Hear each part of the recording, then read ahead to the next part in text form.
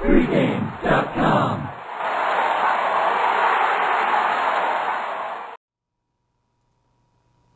Bengals at Titans. Tennessee opened 3-40, now 3-42. This is Brian's pick. Who do you like? Why do you like them? I'll take the points for Cincinnati here.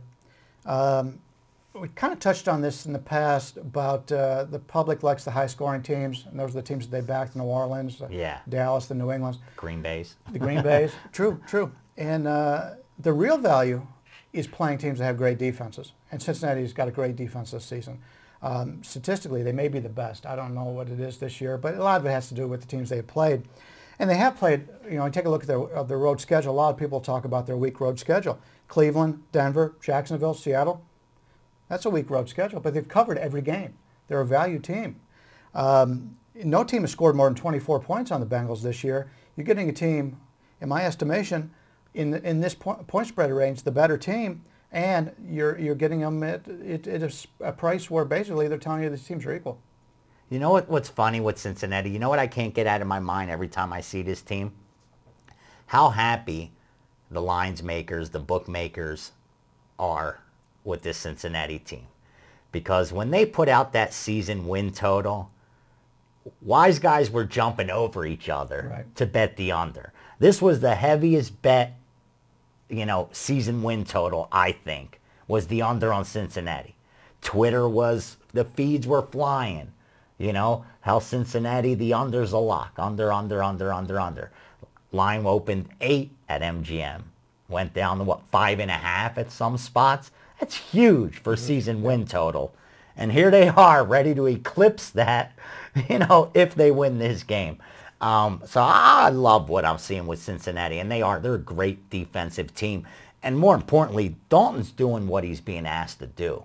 He's not going to wow you with his quarterback rating, but he's managing the games well. He's at that 63% completion, which is fine for a first-year quarterback. Keeping his interceptions down. He's only got 9 touchdowns and 7 interceptions, but 7 interceptions isn't that bad for a first-year quarterback, this late in the season. Hasselbeck has 6, even though he has more touchdowns. But to be honest with you, I don't think this is a great spot for the Bengals. Getting Tennessee at home at that, pretty much, this is a pick-em, saying on a neutral field. Neutral, right. It's a pick-em. I don't think we've seen the best of Tennessee yet. Here's why. So far, Chris Johnson, the East Carolina, running back who wanted the big money this year, hasn't done nothing. 300 yards rushing, 2.8 yards per carry. That tells me he was not in game shape, because the kid's talented. He's better than that. I'm not saying he's, the next Emmitt Smith. So this is another due system thing? He's due to break out of his... I think as the season progresses, we're going to see more of the back we saw last year. Okay. Not that he's due, that I think as he gets more in the game shape, as they, feed him the ball more, as they call more plays for him, I think he's got that talent to produce more than 2.8 yards a game. I agree. This defense is tough to do it against, but these are the kind of games that if you are a feature back, you got to show up. For some reason, man, I think he shows up this week. I think Hasselbeck's experience and Johnson do factor, call it what you will, is going to be enough to get the job done. I just think Dalton, in this environment, you're asking too much from him. Cedric Benson, now coming off that suspension, I think that is going to add to this line value. I think we're going to see the line drop a little. I think I may be able to get that 2.5 by kickoff. Once the word about Benson playing, off suspension, I think the public's going to feed into that a little too much.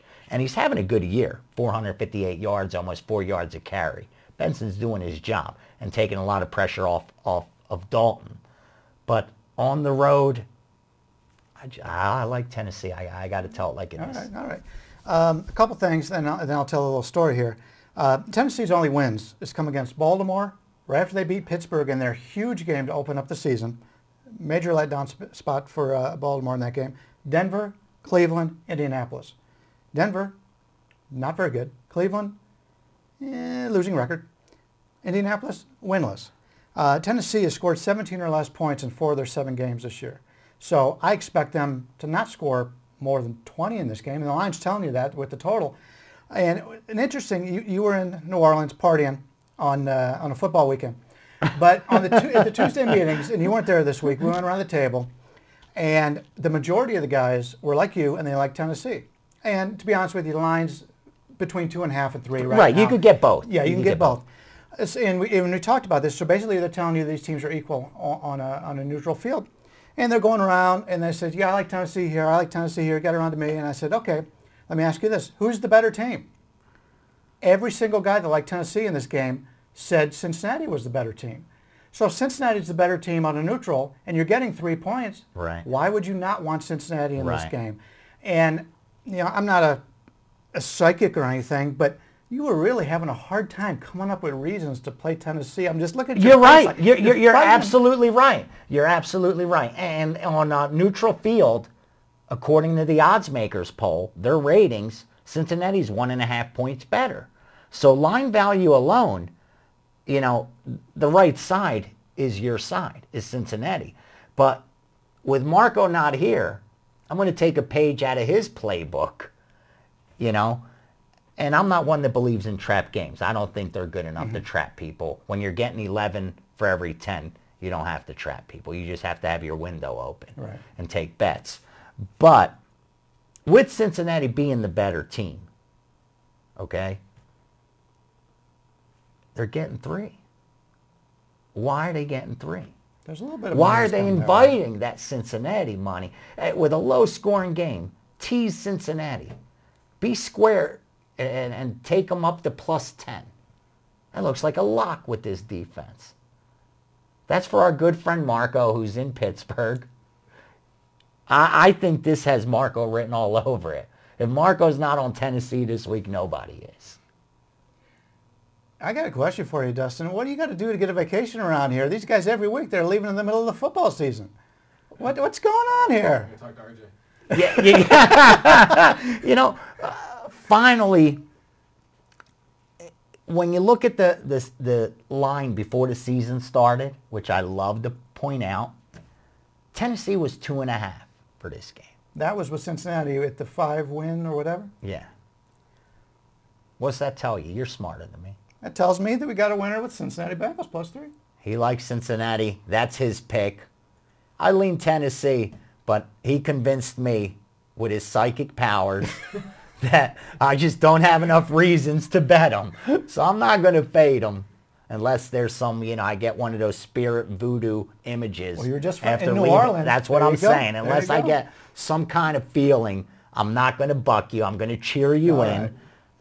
I want to know what they think. Honestly, go to pregamevideos.com. That's where all our videos are going to be. College, pro, everybody's videos.